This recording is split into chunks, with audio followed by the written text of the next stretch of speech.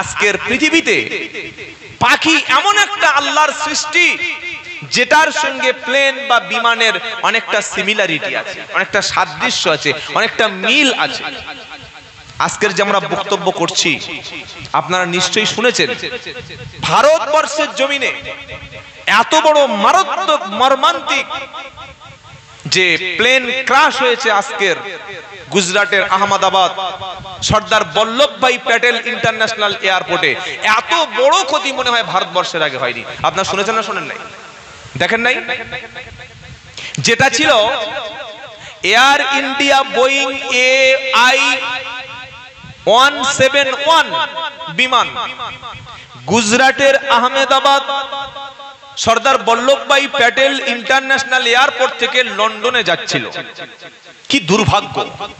হায়াত এবং মৌত সব তো আল্লাহর হাতে, কিন্তু এই প্লেনটা টেক অফ করার পরে, মাটি থেকে ফ্লাইং করার, টেক অফ করার, ওড়ার পরে মাত্র 29 সেকেন্ড পরে মেডিকেল কলেজের হোস্টেলের উপরে 242 জন প্লেনের মধ্যে ছিল, 230 জন যাত্রী, 2 জন পাইলট, একজন কো পাইলট আর 10 জন বিমান ক্রু। এই 242 জন ব্যক্তির মধ্যে 241 জন শেষ মুহূর্তের মধ্যে। একজন বেঁচে গেছে। আল্লাহর কি কুদরত! সুবহানাল্লাহ বলেন। কেউ ভেবেছিল সে বাঁচতে পারবে? একজন মাত্র, ওই রমেশ বলে একটা ছেলে, 42 বছর বয়স, ভাগ্যের পরিহাসে একজনই বেঁচে গেছে, আর কেউ বাঁচতে পারে না। আল্লাহু আকবার। এই যে প্লেন যখন বিমান মাটি থেকে টেক অফ করে, বিমানের কিছু কিছু বৈশিষ্ট্য আছে। পাখির সঙ্গে কেন সাদৃশ্য বলেছি? বিমানটা আবিষ্কার হলো কত সালে? 1903 সালে। রাইট ভ্রাতৃদ্বয়, তারা 2 ভাই মিলে সফলভাবে 1903 সালে প্লেন আবিষ্কার করে। এবং বর্তমান যুগে যে প্লেনগুলো আমরা চড়ি বা প্লেনগুলো যেগুলো ফ্লাইং করি, 2 রকম আছে। একটা হলো যাত্রী বিমান, বোয়িং বিমান আছে, আবার এয়ারবাস আছে। আর একটা আছে বিমানে মালপত্র বয়, ওগুলো হচ্ছে কার্গো বিমান। আর একটা আছে যুদ্ধ বিমান, ওগুলো হচ্ছে মিলিটারি এয়ারক্রাফট। আরেকটা আছে জেট বিমান, যেটা বড় বড় ব্যবসায়ীরা, বড় বড় নেতা নেত্রীরা প্রাইভেট ব্যবহার করে। তো এই যে বিমান যখন মাটিতে টেক অফ করে, করার থেকে যখন ল্যান্ড করতে যাবে, পুরো বিমানটা কোন সিস্টেমে চলে? 1 নম্বর হলো বিমানের যে ডানা আছে, আমরা যেগুলো বলি, যেগুলো ডানা বলে, উইংস বলে। এই উইংস এর কাজ হলো বাতাসকে কেটে চলে যাওয়া। আর বিমানের মধ্যে ডবল ইঞ্জিন থাকে। একটা ইঞ্জিন যদি বাই চান্স যদি ফেল হয়ে যায়, আরেকটা ইঞ্জিন সফলভাবে প্লেনকে ল্যান্ড করাতে পারে। কিন্তু যে বিমানটা দুর্ঘটনা ঘটলো আজকের, এয়ার ইন্ডিয়া বোয়িং AI-171, কালকের হয়তো খবরটা পাওয়া যাবে যে কি কারণে পড়েছে। কিন্তু 242 জন, 41 জন ব্যক্তি যে মারা গেছে, এত বড় একটা ক্ষতি হয়ে গেল, এটা কি আর ফিরে পাওয়া যাবে? আজকের বিশাল বড় একটা শোক। যাদের পরিবার, যার চলে গেছে সেই জানে। এটা বিশাল বড় একটা অপূরণীয় ক্ষতি হয়ে গেল। যারা আহত, আল্লাহ যেন দ্রুত সুস্থ করে দেন যদি আহত আছে। আর যারা নিহত হয়ে গেছে, তাদের পরিবারের প্রতি আমরা সমবেদনা জানাচ্ছি। তারা মানুষ, তাদের পরিবারের পাশে আমরা আছি। তো এই যে বিমান, আল্লাহ বলছেন শোনো, বিমানের ইঞ্জিন ফেল হয়ে গেল, বিমানের ইঞ্জিনটা আর ব্যাকআপ দিতে পারে নাই, তাই হঠাৎ করে প্লেন ক্র্যাশ হয়ে গেল। কিন্তু আমার পৃথিবীতে কোটি কোটি পাখি, তোমরা দেখো, পাখিগুলো আকাশে উঠছে, অনেক দূরে পাখিগুলো উঠছে। তারা ডানা ঝাপটাতে ঝাপটাতে আবার কিছু সময় যেন ডানা এই রকম করে রাখে। আমি আল্লাহ তাদেরকে শূন্যে রেখেছি। এটা কে রেখেছেন? জোরে বলেন। আল্লাহ। তিনি হলেন আল্লাহ। প্লেন যে কোনো মুহূর্তে ক্র্যাশ ল্যান্ডিং হতে পারে। এবং এই প্লেনে সবচাইতে আশ্চর্য জিনিস কি জানেন? এই যে গুজরাটের আহমেদাবাদ থেকে লন্ডনে যাচ্ছিল, এত 30 সেকেন্ড পরে ল্যান্ড হওয়ার পরে এত বেশি আগুন, এত বেশি বিস্ফোরণ হলো, প্লেন তো কুচে কুচে টুকরো টুকরো হয়ে গেল। আর এত বেশি আগুন অন্য কোনো প্লেন ক্র্যাশের পরে দেখা যায় নাই। কারণটা কি? কারণ 5 ঘন্টা যে রাস্তা যাত্রা করবে আকাশে, পুরো প্লেনের মধ্যে তেল বা ফুয়েল ভরা ছিল। কারণ প্লেনের 1 সেকেন্ডে তেল লাগে 4 লিটার। কি বললাম শুনতে পেয়েছেন? যেগুলো বোয়িং প্লেন, বোয়িং বিমান 1 সেকেন্ডে 4 লিটার তেল লাগে, 1 মিনিটে 240 লিটার তেল 1 মিনিটে প্লেনে জ্বালানি খরচ হয়। প্রায় 1.5 লক্ষ লিটার তেল এই প্লেনের মধ্যে ছিল, সব পুড়ে গিয়ে শত শত মানুষ, 241 জন মানুষ তারা নিহত হয়ে গেল, একজন কিন্তু ভাগ্যক্রমে বেঁচে গেল। আমার আল্লাহ বলছে দেখো আমি আল্লাহ পাখি সৃষ্টি করেছি, রাইট ভাত্রদয় তারা তো বিমান সৃষ্টি করেছে, তৈরি করেছে, কিন্তু আমি আল্লাহ প্লেন সৃষ্টি করেছি, নিরাপদে শূন্য তাদেরকে ভাসিয়ে রেখেছি। জোরে বলুন সুবহানাল্লাহ। তোমাদের প্লেন ইঞ্জিন ফেল হলে ক্রাশ হতে পারে, ল্যান্ড ক্রাশ করে সবাই মারা যেতে পারো, কিন্তু আমার পাখিকে শূন্যে ভাসিয়ে রেখেছি। কে রেখেছেন? জোরে বলুন আল্লাহ। আজকের আয়াতের মতো আর একটা শেষ আয়াত শুনিয়ে দিয়ে আমরা কথা শেষ করব। শেষ আয়াতটা কি? আল্লাহ বলছেন বান্দা তুমি আল্লাহকে কেন মেনে নেবে তুমি জানো? আমি আল্লাহ পৃথিবীতে এমন এমন কিছু বস্তু সৃষ্টি করেছি যে সৃষ্টিগুলো দেখে তোমার মাথা অটোমেটিক আল্লাহর হুকুমের কাছে নিচু হয়ে যাবে। বলুন সুবহানাল্লাহ। বলে একটা সৃষ্টি বলুন, সেই সৃষ্টিটা বলে কথা শেষ। সেটা কি? কোরআন সূরা মুলক, আওয়ালাম ইয়ারাউ ইলাত তাইরি ফাওকাহুম সাফাতি ওয়া ইয়াকবিদ মা ইমসিকুহুন্না ইল্লার রহমান ইন্নাহু বিকুল্লি শাইইন বাসীর। জোরে হবে না? নারে তাকবীর। আল্লাহ বলছে আওয়ালাম ইয়ারাও, আজকের শেষ আয়াত পড়ছি আজকের মতো, আওয়ালাম ইয়ারাও ইলাত তাইরি ফাওকাহুম সাফাতি ওয়া ইয়াকবিদ মা ইমসিকুহুন্না ইল্লার রহমান ইন্নাহু বিকুল্লি শাইইন বাসীর। তোমরা কি আকাশের দিকে তাকাও না? কে বলছেন? আল্লাহ। আল্লাহ বলছে তোমরা কি আকাশের দিকে তাকাও না? তোমাদের মাথার উপর যে পাখিগুলো ওড়ে, পাখি কি করে? হ্যাঁ, উড়তে থাকে। পাখিগুলো যখন ওড়ে, চিল বলুন, বক বলুন, কাক বলুন, ময়না বলুন, পাখিগুলো আকাশে যখন ফ্লাইং করে, আল্লাহ বলছে শোনো, তারা ডানাটাকে এরকম ঝাপটায়, আবার কিছু কিছু সময় ডানাটা এই রকম ভাবে রেখে দেয়। বলো বলো, মা ইমসিকুহুন্না ইল্লার রহমান। ওই আকাশের শূন্যের উপরে ওই পাখিটাকে কে ভাসিয়ে রেখে দেয়? কে রাখে? জোরে বলেন আল্লাহ। আমরা যখন পাপ করি, অপরাধ করি, দরজা জানালা বন্ধ করে সামনে পিছনে চতুর্দিকে দেখি, বাট উপরের দিকে তাকাই না। কিন্তু আমাদের সাথে যে ফেরেশতা আল্লাহ নিযুক্ত করে রেখেছে, এটা আমরা অনেকে ইদ ইয়াতালাক্কাল মুতালাক্কিয়ানি আনিল ইয়ামিনি ওয়া আনিশ শিমালি কাঈদ মা ইয়ালফিজু মিন কাওলিন ইল্লা লাদাইহি রাকীবুন আতীদ। 26 পারা 18 পৃষ্ঠা 2 নম্বর লাইনের 18 নম্বর আয়াত, সূরার নাম কফ। ইদ ইয়াতালাক্কাল মুতালাক্কিয়ানি আনিল ইয়ামিনি ওয়া আনিশ শিমালি কাঈদ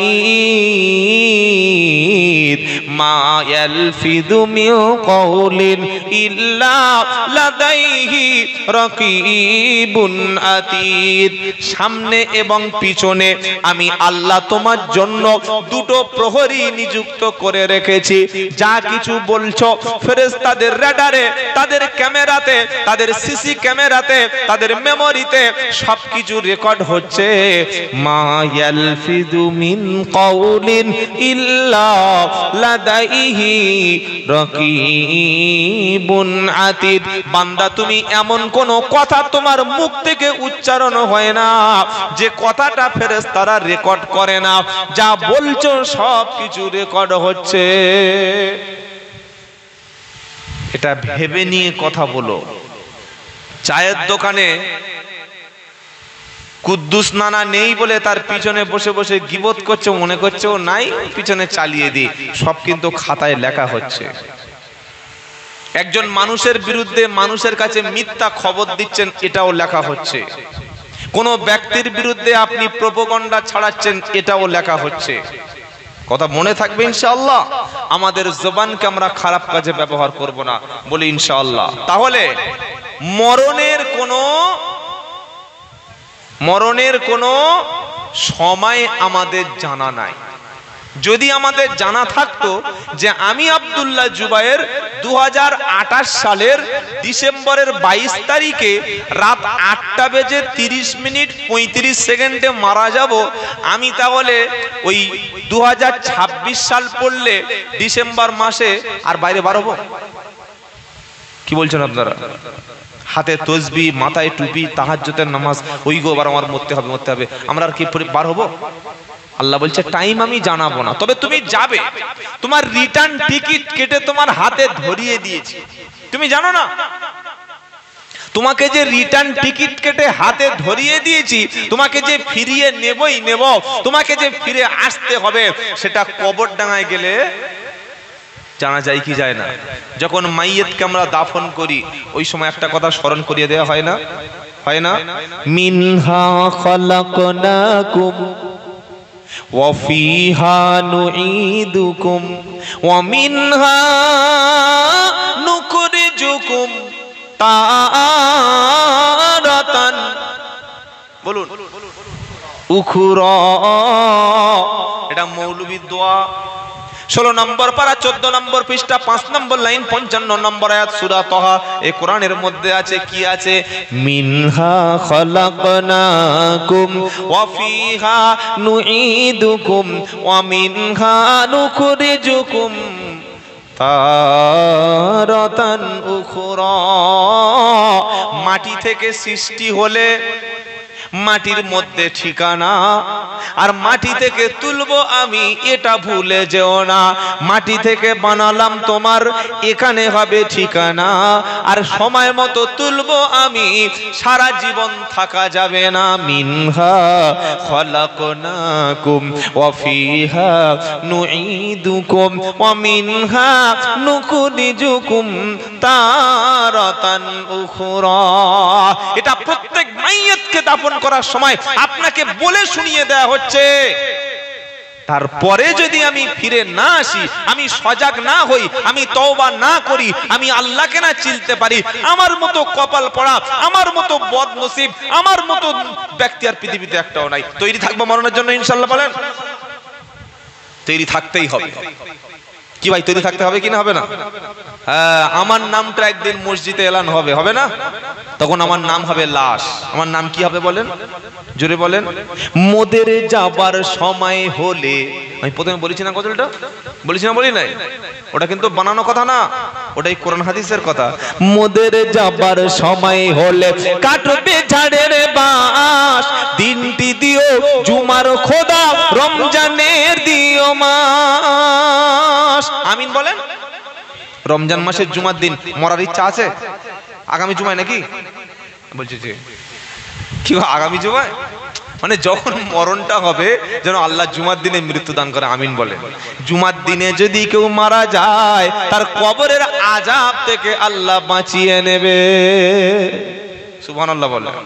তো জুমার দিনে মরলে কবর আযাব হবে না, এজন্য আবার বৃষ্টি খেয়ে ফেলবেন না, জানেন? কি বুঝলেন? আত্মহত্যা করা যাবে না, কারণ জীবনের মালিক কে? ওয়ালা তাকতুলু আনফুসাকুম।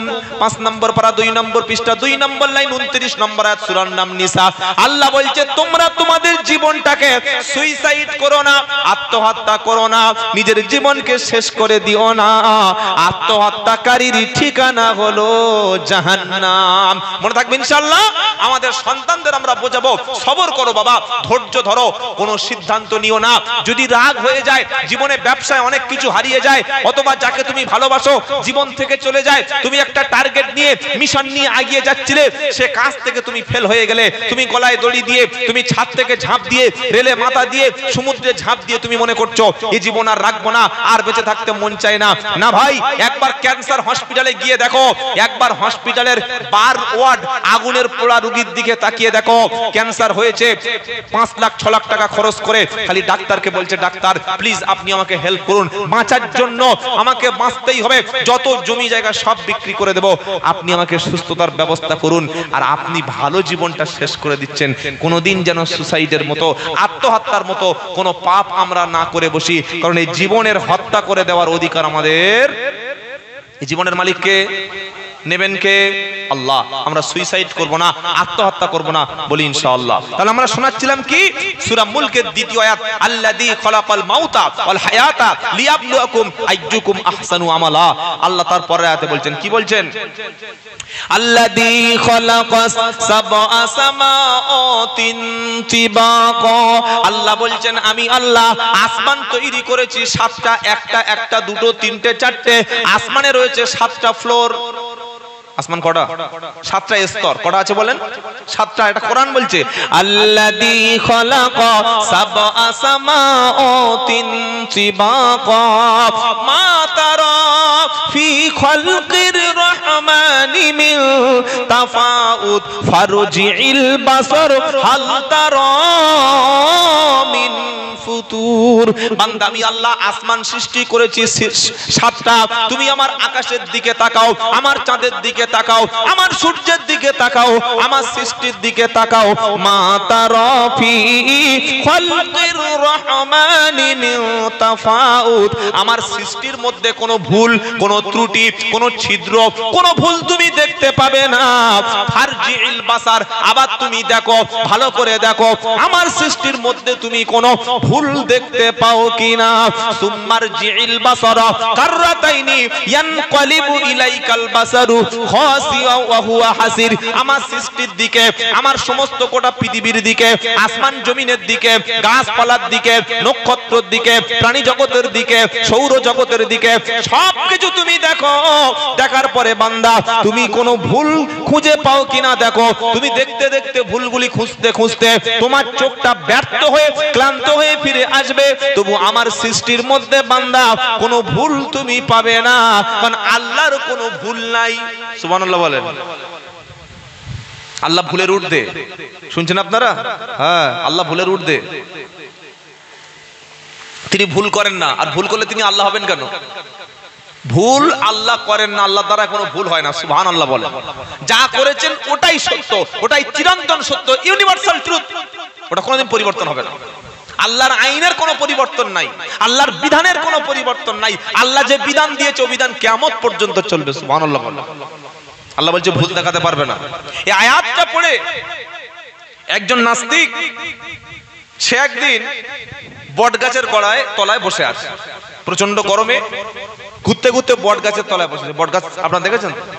বট গাছের ফল কেমন হয়? ছোট না বড়? ছোট্ট ফল। বট গাছের তলায় ছায়ায় নাস্তিক বসে বসে বলছে আল্লাহটা ভুল পেয়েছি। বললে কি? বললে তুমি তো বলেছো মা তারা ফি খালকির রহমানি মিন তাফাউত, আল্লাহর সৃষ্টির মধ্যে কোনো ভুল খুঁজে পাবে না। এবার আমি ভুল খুঁজে পেয়েছি। বললে কি? তাল গাছের ফলটা তুমি দিলে 3 থেকে 4 কেজি। কি ভাই, তাল আপনাদের এলাকায় আছে? তাল তাল তাল বোঝেন না নাকি? হ্যাঁ। আম গাছের ফলটা দিলে ঠিক সাইজ মতো 250 কিংবা 400 500। নারকেলটা দিলে এত বড়, বেলটা দিলে এত বড়। তাল গাছ, আম গাছ, বেল গাছে এত বড় বড় ফল দিলে, আরে এত বড় বিশাল বট গাছে তুমি কেন এত ছোট্ট সামান্য একটা ফল দিলে? আল্লাহ তোমার সৃষ্টিটা ঠিক না। অত বড় বড় গাছ, অত ছোট গাছে বড় ফল। কুমড়ো গাছ দেখেছেন? আচ্ছা, আপনাদের এই মেদিনীপুরে ওই আমাদের 24 পরগনায় কুমড়ো বলে, এখানে কি বলে? লাল মতো যেগুলো কুমড়ো গাছ, কুমড়ো হয় 8 কেজি, 6 কেজি, 5 কেজি, 10 কেজি, হয় কি হয় না? হ্যাঁ। আর কুমড়োর যে মোটা, মানে ওই যে কাণ্ড, মানে যেখান থেকে কুমড়োটা হয়, ওটা কিরকম বলুন তো? নিকদিক নিকদিক করছে, দুর্বল। হ্যাঁ। আর ওর যে লতা পাতাটা একদম যেন ঝুলে পড়ে যাবে। নাস্তিক বলছে আল্লাহ তুমি তো বললে আমার সৃষ্টির মধ্যে কোনো ভুল নাই।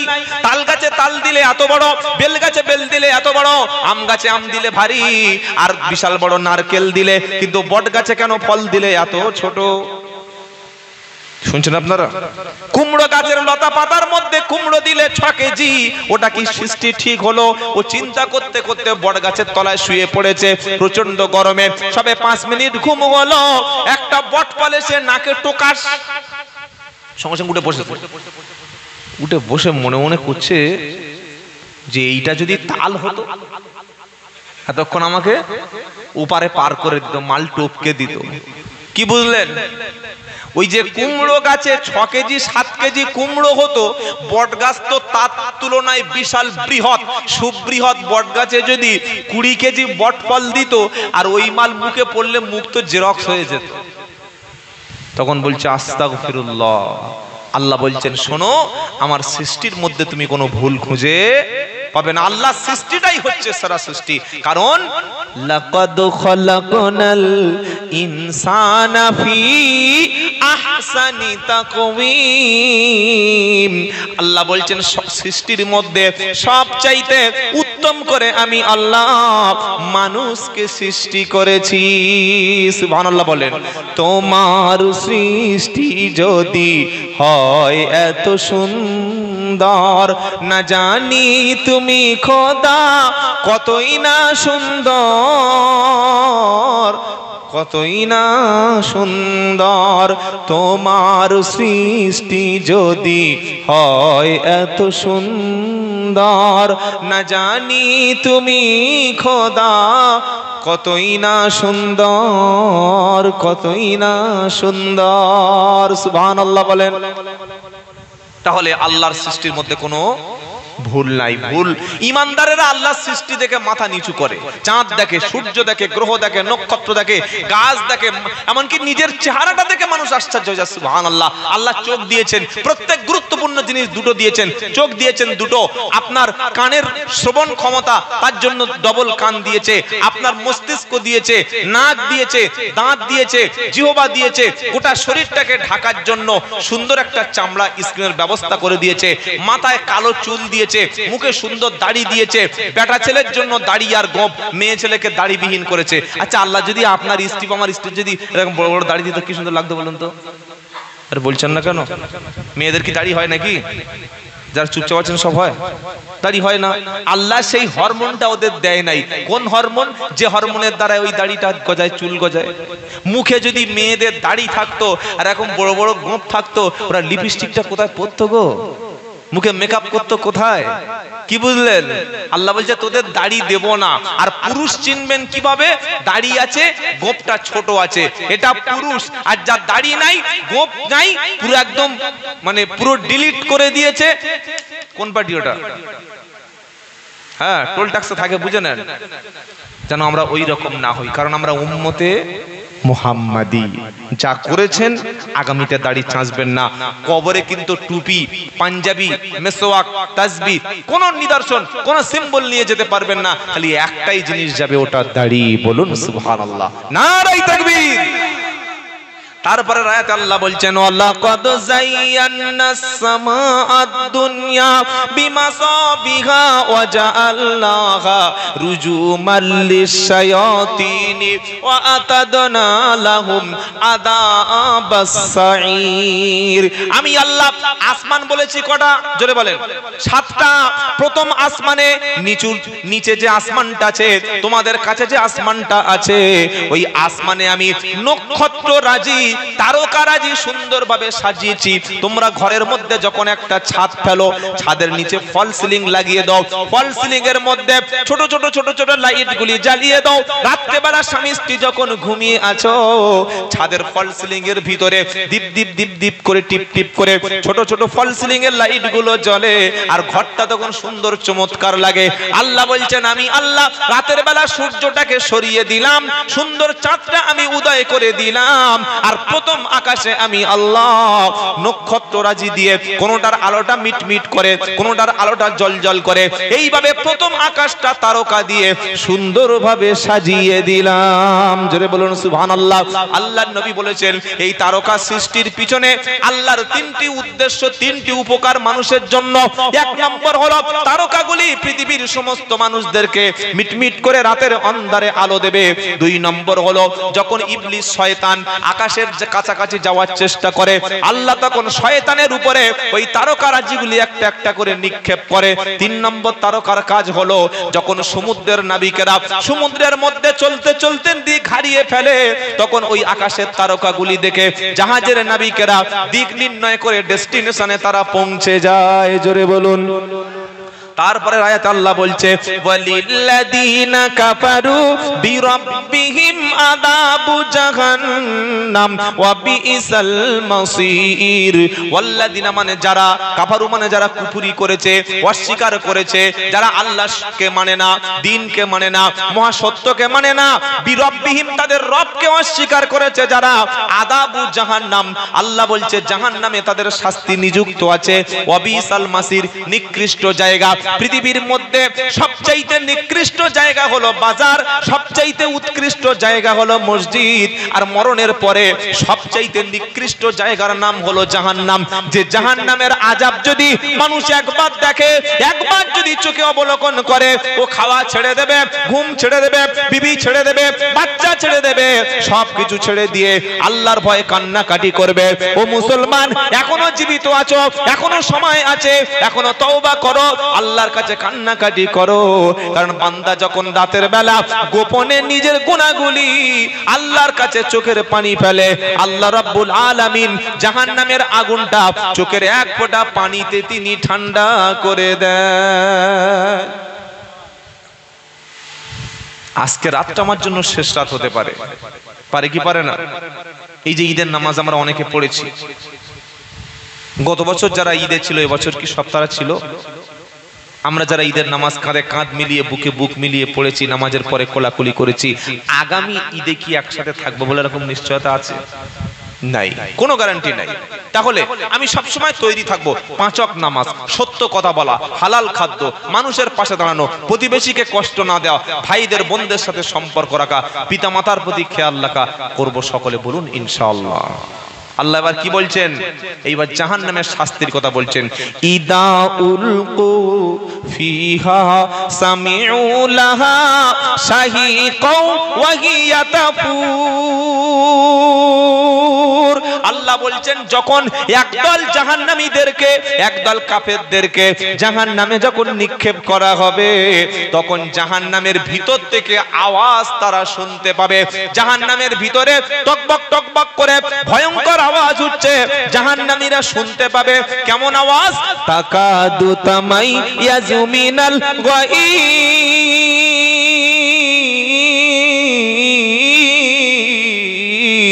জাহান্নাম যেন ফেটে পড়ছে, রাগে গোসায় ঠক ঠক করে কাঁপতে থাকবে। জাহান্নাম বলবে, ইয়াউমা নাকুলু লিজাহান্নামা হালিম তালাতি ওয়া তাকুলু হাল মিম মাজিদ। আয় আল্লাহ, আমার মধ্যে কি আছে দাও, আর কি কিছু বাকি আছে, আরো কি কিছু খাবার আছে আমার মধ্যে দাও। ওই জাহান্নামের জ্বালানি, জাহান্নামের ইন্ধন কারা হবে? কোরআন শোনাচ্ছে পারা নাম্বার 1 সূরা বাকারা, ওয়াকুদুহান নাস ওয়াল হিজারা। মানুষ এবং পাথর। কোন মানুষ? মহান আল্লাহকে অস্বীকার করেছে যারা, নবীকে মানেনি যারা, কোরআনের সঙ্গে বেয়াদবি করেছে যারা, তারাই হবে জাহান্নামের ইন্ধন, জাহান্নামের জ্বালানি হবে যারা। পরের পৃষ্ঠায় আল্লাহ পাক বলছেন, কুল্লামা উলকিয়া ফিহা ফাউজুন সাআলাহুম খাজানাতুহা আলাম ইয়াতিকুম নাদির। একদল লোককে যখন জাহান্নামে উপর থেকে নিক্ষেপ করে দেওয়া হবে, উপর থেকে ছুঁড়ে ছুঁড়ে ফেলে দেওয়া হবে, তখন জাহান্নামীদের জিজ্ঞাসা করা হবে, আলাম ইয়াতিকুম নাদির। ও জাহান্নামীরা, তোমাদের কাছে কি কোনো সতর্ককারী আসেনি? আজ থেকে 20 বছর আগে এই স্মার্টফোন বা মোবাইল ফোনের ব্যবহার ছিল না। তখন ওয়াজ শুনতে মানুষ 8 কিলোমিটার 10 কিলোমিটার দূরে, এ বাবা যেত কি যেত না? যেত। তখন আলেম ওলামারা গ্রামে আসলে, পীর বুজুর্গরা আসলে, মানুষ তাদের পাগলের মতো শ্রদ্ধা করত। কিন্তু বর্তমানে জলসায় বিভিন্ন জায়গায় যাচ্ছে, লোক হচ্ছে না, মানুষের শোনার মতো সেই টেন্ডেন্সি আর নাই। তার কারণ কি? কারণ মানুষ এখন মোবাইলে এত বক্তব্য শুনছে, ও 20,000 10,000 টাকা দিয়ে যাকে 1 বছর আগে থেকে বুক করা যায় না, বাড়িতে বসে বসে বসে বসে তার বক্তব্য এখন সারা রাত শুনছে। কি বলছি কথা বুঝতে পারছেন না? খেতে খেতে শুনছে, ঘুমাতে ঘুমাতে শুনছে, বাথরুমে গিয়ে শুনছে, কাজ করতে করতে শুনছে, বিড়ি খেতে খেতে শুনছে, তাস খেলতে খেলতে শুনছে, শুনেই যাচ্ছে। এখন কোনো মানুষ আর বলতে পারবে না যে আমি ইসলাম সম্পর্কে জানি না। এমনকি মোবাইলের বক্তব্য, এখন ইন্টারনেটে বক্তাদের বক্তব্য অমুসলিম ভাইরাও শোনে। কি বলছি কথা বুঝতে পারছেন না? আমার হিন্দু ভাইরা, খ্রিস্টানেরা, শিখ ভাইরা যারা অমুসলিম, গায়ের মুসলিম, তারাও মুসলমানদের ইউটিউবের বক্তব্যগুলো শোনে। এজন্য আমরা যারা বক্তা, যারা লেকচারার, যারা ইসলামের কথা বলি, আমাদের কথাগুলো খুব সাবধানে ইসলামের সঠিক বিষয়টা যেন মানুষের কাছে আমরা প্রেজেন্ট করি, ইসলামের সঠিক তথ্যটা যেন আমরা মানুষকে দিই। জানি না আন্দাজে কথা বলে লাভ নাই, যেটা জানবো না সে বিষয়ে আমি কথা বলবো না। কিন্তু মোবাইলের মাধ্যমে আমরা কি দেখতে পাই? একে অপরের বিরুদ্ধে কাফের ফতোয়া দিচ্ছে, তাই না? জলসা বসে বসে কাফের, বেদাতি, জাহান্নামী, মুসলমানকে কাফের বলছে, ছোট ছোট বিষয় নিয়ে মারামারি করছে। এগুলো ধর্মের ক্ষতি হচ্ছে বেশি। ধর্ম না জেনে ধর্ম প্রচার করা ধর্মের সবচাইতে বড় ক্ষতি তারাই করে। কি বলছি কথা বুঝতে পেরেছেন? ধর্ম না জেনে, কোরআন না বুঝে, হাদিস না বুঝে, ইসলাম না জেনে ধর্ম প্রচারকদের মতো অত বড় ক্ষতি পৃথিবীর কেউ করতে পারে না। এজন্য ইসলামের জ্ঞান আমরা নেব আলেমদের কাছ থেকে। অনেক মানুষ মনে করে মোবাইলে বক্তব্য শুনে শুনে আমি বড় আলেম হয়ে গেছি। না ভাই, বক্তব্য শুনুন, আপনাকে নিষেধ করছি না, আপনি কিছু শুনুন, আমল করুন। কিন্তু মোবাইলে বক্তব্য শুনে, আলেমদের বক্তব্য শুনে নিজে হুজুর হয়ে গেছি, এটা কোনোদিন ভাববেন না। মোবাইলে শুনে আর ইমাম সাহেবের গিয়ে ভুল ধরে, মোবাইলে বক্তব্য শুনে আর ইমাম সাহেবের গিয়ে কি করে? ভুল ধরে। ওকে যদি বলি যে সূরা ফাতিহাটা ঠিক করে পড়ো, লুঙ্গি আর তখন পাক থাকবে না, এমনি পেশাব বার হয়ে যাবে। এটা যেন আমাদের মধ্যে না থাকে। তাহলে আল্লাহ কি শোনাচ্ছে? কুল্লামা উলকিয়া ফিহা ফাউজুন সাআলাহুম খাজানাতুহা আলাম ইয়াতিকুম নাদির। যখন জাহান্নামীদেরকে আগুনের মধ্যে ছুঁড়ে ফেলা হবে, তাদেরকে জিজ্ঞাসা করা হবে তোমাদের কাছে, হে জাহান্নামীরা, কেন জাহান্নামে এসেছো? তোমাদের কাছে আল্লাহর পক্ষ থেকে কি কোনো সতর্ককারী যায়নি? আলেম ছিল না, ওলামারা ছিল না, নবী এবং রাসূল কি তোমাদের কাছে গিয়ে বুঝিয়ে বলেনি কেন এই জাহান্নামে এলে? বলো। জাহান্নামীরা বলবে ক্বালু বালা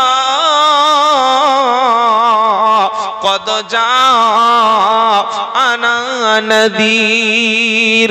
ক্বালু বালা, জাহান্নামীরা বলবে অবশ্যই এসেছিল, আলেম ছিল, ইমাম ছিল, ওলামারা ছিল, কোরআন হাদিস থেকে সবকিছু আমরা আলোচনা শুনেছিলাম। হ্যাঁ এসেছিল, এসেছিল, তবে এসে যখন ছিল, বলে যখন ছিল, তোমরা যখন জেনেছিলে, তবে জাহান্নামী কেন এলে বলো?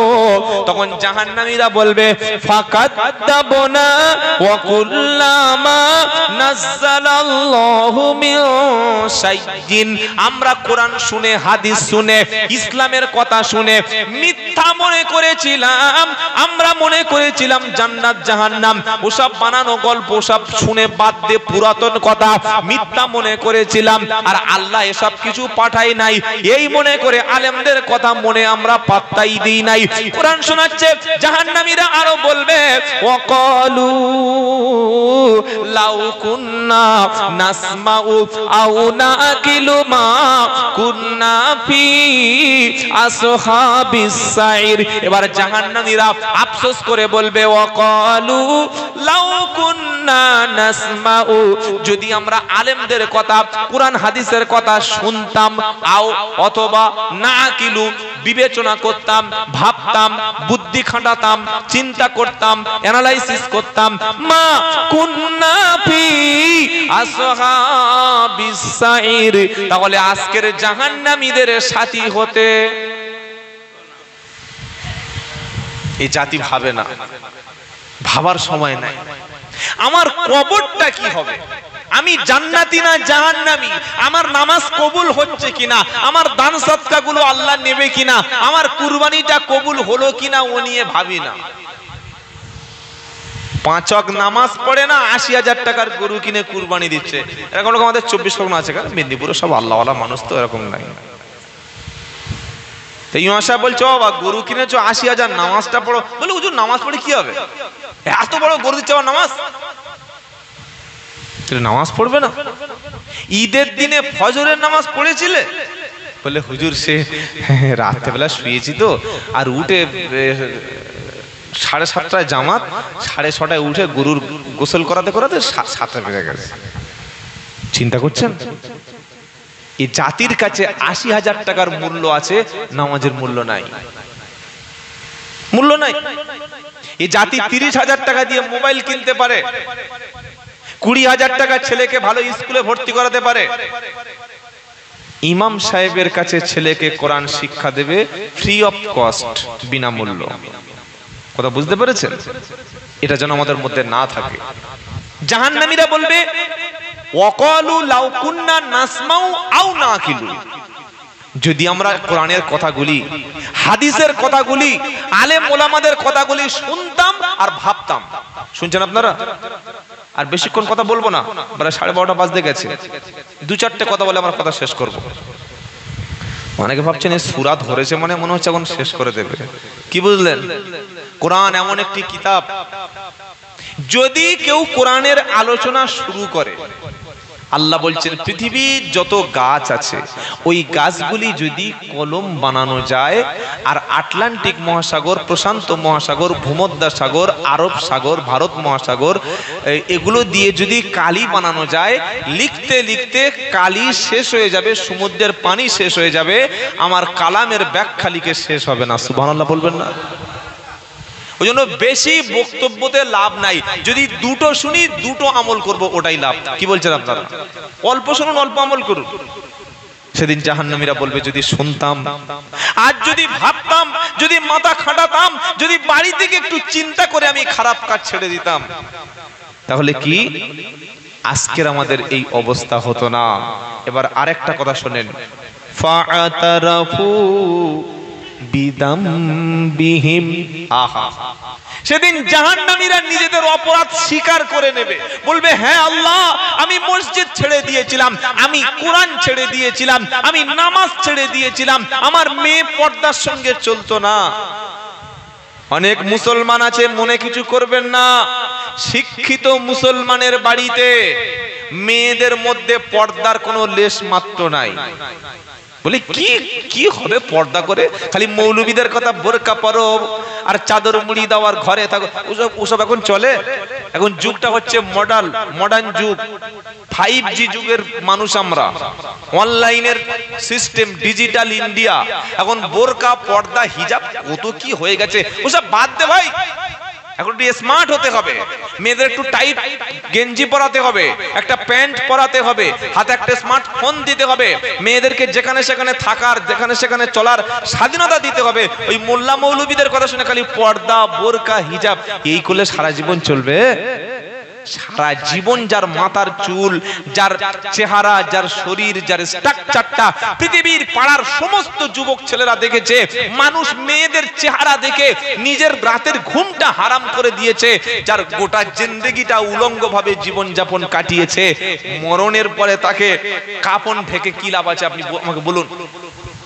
মরণের পরে তার আর লাশটা গোসল দেওয়ার সময় ঢেকে দিচ্ছে, কাপড় চতুর্দিকে ঘিরে দিয়েছে, কবরে নামানোর সময় মোটা কাপড় দিয়ে ঘিরে দিয়েছে। একজন একটু তুলে চল, মেয়ে ছেলের লাশ এখন দেখতে আছে।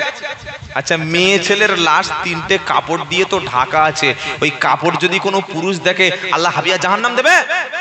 যার সারা জীবন বুক, পেট, মাথার চুল, যার চেহারাটা জওয়ান বয়সে হিজাব পরে মুখটা খুলে রেখেছে। আচ্ছা, হিজাব যদি পড়লে তো মুখ খুললে কেন? কেন মুখ খুললে? বলছে না মুখটা খুলেছি। আরে মুখটাই তো সৌন্দর্য, এটাই তো পুরুষের আকৃষ্ট করে। বাবা যারা বিয়ে করেছেন আমার কথা শুনুন, বিয়ে যারা করেছেন, আমরা যারা বিয়ে করেছি, বিয়ে করতে গিয়ে একটা ছেলে একটা মেয়ের কি দেখে পছন্দ করে? আঙ্গুলগুলো দেখে, তাই তো নাকি? ওফ এত সুন্দর আঙ্গুল, আঙ্গুল দেখে পছন্দ করো তো? পা দেখে পছন্দ করো তো? কি দেখে? ফেস, মুখটা সুন্দর, দারুণ, ঠিক আছে, দারুণ, মনের মতো হয়েছে। ও চেহারা ভিতরে মাল আছে কি নাই, পড়াশোনা কি আছে, যোগ্যতা কেমন, পরেশগারি কিনা, নামাজ পড়ে কিনা, চরিত্র কেমন, বয়ফ্রেন্ড কতজন, ওসব জানে না। খালি একটাই জিনিস কি দেখে? মুখটা সুন্দর, মানে সুন্দর। এজন্য আপনার মেয়ে যখন 10 বছর হলো, আপনার বোন যখন 10 বছর হলো, আপনি বড় ভাই, আপনি স্বামী, আপনি ছেলে, আপনি তার পিতা, ওই 10 বছরের মেয়ে স্কুল, কলেজ, ইউনিভার্সিটি, মক্তবে, টিউশনি যেখানেই পড়তে যাবে, সালোয়ার কামিজ পরিয়ে ভালো হিজাব দিয়ে মুখটুকু ঢেকে পাঠাবেন। এটা হচ্ছে ফরজ, এটা হলো ফরজ। এটা অবহেলা যদি করেন, পর্দাকে ঘৃণা যদি করেন, পর্দাকে অস্বীকার যদি করেন, আপনি ইসলাম থেকে, মুসলমান থেকে খারিজ হয়ে যাবেন। কথা মনে থাকবে ইনশাআল্লাহ। আচ্ছা, কটা শেষ এ বাবা, শেষ করে দিন, একটু বলবো, আর একটু বলবো, আর 10-15 মিনিট বলি, আর দুটো একটা আয়াত বলি নাকি? তারপরে কোরআনুল কারীমের আয়াত বলছে, ইন্নাল্লাযীনা ইয়াখশাউনা রাব্বাহুম বিল গায়বি লাহুম মাগফিরাতু ওয়া আজরুন কাবীর। নিশ্চয়ই যারা ইয়াখশাউনা ভয় করে, রব্বাহুম, রবকে, রব মানে কে? আল্লাহ। আল্লাহ আমার রব, ওই রবই আমার সব। আল্লাহ আমার রব, ওই রবই আমার সব। আল্লাহ বলছেন যারা আমাকে না দেখে, আমাকে না দেখে ভয় করে, তাদের জন্য রয়েছে ক্ষমা, আর তাদের জন্য রয়েছে মহা পুরস্কার। জোরে বলুন। আমরা আল্লাহকে দেখিনি, না দেখে নামাজ পড়েছি, না দেখে ঈমান এনেছি, জান্নাত দেখিনি, জাহান্নাম দেখিনি, কবরের আযাব দেখিনি, আল্লাহকে না দেখে ভয় করেছি, বিশ্বাস করেছি। আল্লাহ বলছেন আমাকে না দেখে ভয় করবে যারা, তাদের সমস্ত পাপগুলিকে আমি আল্লাহ ক্ষমা করে দেব, আর কিয়ামতের দিন আমি আল্লাহ তাদের পুরস্কারে পুরস্কৃত করব। এবার আল্লাহ বলছে, ওয়া আসিরু কওলাকুম আবিজগারু বিহি। ও বান্দা, তুমি যখন কথা বলো, জোরে বলো আর আস্তে বলো, গোপনে বলো আর প্রকাশ্য বলো, আমি আল্লাহ কিন্তু জানি। কে জানেন? আল্লাহ জানে না? হ্যাঁ, তুমি জোরে বলো, প্রকাশ্যে বলো, আস্তে বলো আর জোরে বলো, গোপনে বলো, যে কথাটা বলো আমি আল্লাহ জানি। শুধু জানি না, বরং আরো কি, ইন্নাহু আলিমুম বিদাতিস সুদূর। তোমার অন্তরের মধ্যে, মনের মধ্যে কি কল্পনা, কি লুকোচুরি হচ্ছে, ওটা কেউ জানে না, ওটা আমি আল্লাহ। জোরে বলেন, আল্লাহও জানি। সুবহানাল্লাহ, সুবহানাল্লাহ। তারপরে আল্লাহ বলছেন, হুয়াল্লাযী জাআলা লাকুমুল আরদা দালুলান ফামশু ফি মানাকিবিহা ওয়া কুলু মির রিজকিহি ওয়া ইলাইহিন নুশুর। তিনি আল্লাহ, যিনি জমিনকে তোমাদের জন্য নিরাপদ বানিয়ে দিয়েছেন, জমিনকে তোমাদের জন্য সুগম বানিয়ে দিয়েছে। তুমি সারা পৃথিবীতে ভ্রমণ করো, রুজির জন্য দেশে যাও, বিদেশে যাও, আমি আল্লাহ জমিনকে তোমার জন্য বিশাল জমিন বানিয়ে দিয়েছি। এই জমিনে তুমি চলাফেরা করো, নিরাপত্তার সঙ্গে চলো, শান্তির সঙ্গে চলো। আর আমি আল্লাহ যে খাবার খেতে বলেছি, হালাল রুজি তুমি ভক্ষণ করো। সুদ, ঘুষ, পনের, 2 নম্বরি, লটারি, জুয়া, এই সমস্ত হারাম ইনকাম জীবনে কখনো ভক্ষণ করো না। কারণ হারাম ইনকাম খেয়ে ইবাদত করলে, নামাজ পড়লে, ওটা আল্লাহ কবুল কখনো করবে না। মনে থাকবে। সুদের টাকা নিয়ে কুরবানি দিয়ে সেই কুরবানির গোশত মসজিদে দিচ্ছে। বুঝতে পেরেছেন বাবা? বুঝতে পেরেছেন কিছু? সারা জীবন লোকের ক্ষতি করে, জমি জায়গা করে, সেই জমি বিক্রি করে হজে গিয়ে বড় জুব্বা পাকড়ি পরে গ্রামে এসে বলছে আমি হজ করেছি। আল্লাহ বলছে ঘাম ঝরানো টাকা, পরিশ্রমের টাকা, কষ্টের টাকা, মেহনতের টাকা, চাকরির টাকা, ব্যবসার টাকা, হালাল টাকায় হজ করলে হজ। মেয়ের জমি মেরে দিয়ে, বোনের সম্পত্তি ফাঁকি দিয়ে, ভাইদের জমি ফাঁকি দিয়ে, এক জমি তিনবার চিটিংবাজি করে বিক্রি করে হজ। কি গো বাবাজিরা, আগে হাজিদের মধ্যে একটা খোদা ভীরুতা ছিল। আগে হজ করে আসলে মসজিদ ছাড়া লোক চলতো না, হজ করে আসলে মিথ্যা বলতো না, হজ করে আসলে গীবত করতো না, হজ করে আসলে হাত থেকে তসবিহ যেত না, হজ করে আসলে তাহাজ্জুদ কাজা করতো না। এখন হজ করে 40 দিন যায়নি, 1 মাস হয়নি, মাথার টুপি খুলে দেখি কাঁচা মেরে নেমে গেছে। কাঁচা বোঝেন, কাপড় গুটিয়ে নিয়ে পিছনে গুঁজে দেয়, আমাদের 24 পরগনায় কাঁচা বলে। 40 দিন হয়নি হজ থেকে ঘুরে এসে মাঠে লেবে কোমরে কাঁচা, হাঁটুর উপরে কাপড় দিয়ে নেমে গেছে। হজ থেকে ঘুরে এসে 22 দিন হয়নি, চায়ের দোকানে বসে আছে, ভাবি চা করে দিচ্ছে, বৌদি চা করে দিচ্ছে, সুসুর করে খাচ্ছে আর পরের বউর সঙ্গে গল্প করছে। কথা বুঝেছেন? এটা কিরকম হজ বাবা? আমি হজে গেছি, আমি কাফন পরেছিলাম, ইহরাম পরেছিলাম, আমি মৃত হিসাবে গণ্য হয়ে গেছি। আমাকে তো এসে ভালো হয়ে যাওয়ার দরকার ছিল, হারাম ছেড়ে দেওয়ার দরকার ছিল, চিটিংবাজি কথাবার্তা ছেড়ে দেওয়ার দরকার ছিল, 2 নম্বরই কাজটা ছেড়ে দেওয়ার দরকার ছিল। হজে এসে আবার সেই বেঈমানি শুরু করেছি। আল্লাহ বলছে এটা যেন না হয়। তুমি জমিনে যতদিন থাকবে হালাল খাদ্য খাবে, সত্য কথা বলবে, তুমি দোয়া করবে, কে কবুল করবে? সবচাইতে হালাল খাদ্য কার? যে লোক পরিশ্রম করে, সারাদিন মাঠে কাজ করে, টোটো চালায়, অটো চালায়, রিক্সা চালায় জন্মজুরি দিয়ে, এরকম সাধারণ একজন পাবলিক মানুষ, হয়তো তিনি আলেম না, হয়তো মুফতি সাহেব না, তিনি পীর সাহেব না, মসজিদের ইমাম না, এরকম সাধারণ একজন মানুষ হালাল খাদ্য খেয়ে পরিশ্রম করে নামাজ 5 ওয়াক্ত পড়ে, ঈশার নামাজ পড়ে যখন ঘুমিয়ে যায়, আমার আল্লাহ বলে ফেরেশতারা, যে ব্যক্তি সারাদিন হালাল অর্থ উপার্জন করেছে, হারাম খাদ্য খাইনি, পরিশ্রম করে অর্থ করে উপার্জন করে মাল কামিয়েছে আর 5 ওয়াক্ত নামাজ পড়েছে, ওই ব্যক্তির নামটা আমি আল্লাহর খাতায় একজন ওলি বান্দা হিসাবে, আমার একজন বন্ধু হিসাবে লিখে নিবি।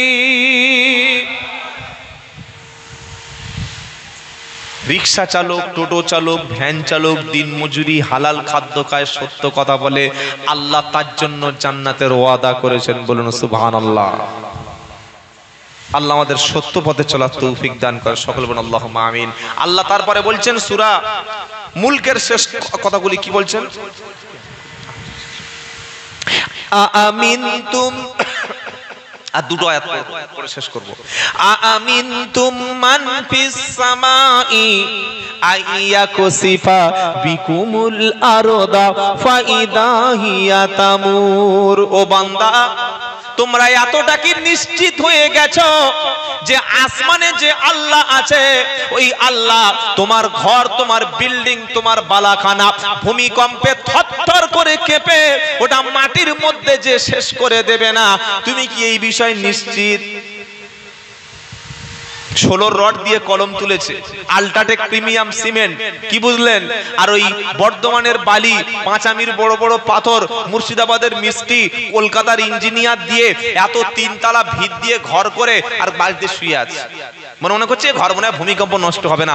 আল্লাহ বলছে তুমি নিশ্চিত, তুমি কনফার্ম, তুমি সিওর, তুমি সিকিউরিটি পেয়ে গেছো যে যখন ভূমিকম্প হয়ে পৃথিবী থরথর করে কাঁপবে তুমি মাটির মধ্যে যাবে না?